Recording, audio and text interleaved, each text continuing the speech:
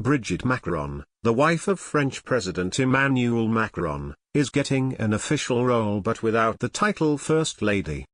The presidency has published a transparency charter defining her duties, funded from Mr. Macron's budget. She will have an active role in civil society, focusing on the disabled, education, children, women's issues, health and gender equality. A petition signed by more than 316,000 people opposed a First Lady role. Much French media comment has focused on the 24-year age gap between her and her younger husband. She played a prominent role in his election campaign and is seen as a strong influence on him. The social issues that will particularly engage her also figured as priorities in Mr. Macron's manifesto.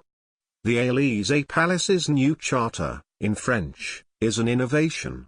No previous French presidency has stated the spouse's role so clearly. Should France have a First Lady? Creating an official First Lady position would have required a change to the law or constitution. Instead, the charter uses the term the head of state's spouse.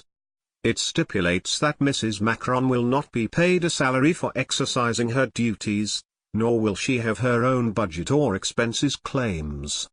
The costs will come out of the presidential budget. She will have the assistance of 2 advisors, her own office and a secretariat. In his presidential campaign, Mr. Macron stressed that politicians should not employ relatives, after his conservative rival François Fillon lost much support for doing so.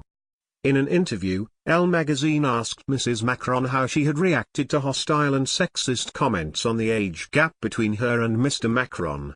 She answered, "Badly, but finally I told myself, well, you're having a hard time, but just keep quiet about it."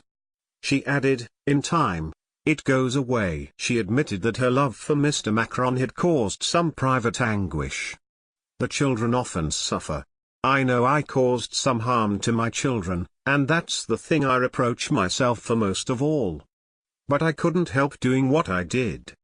There are moments in life when you have to make vital choices." On the age gap, she said, "So regarding the 20-year gap, whatever could be said about that was so petty. Of course at breakfast I sit there with my wrinkles, he with his freshness. But that's just the way it is.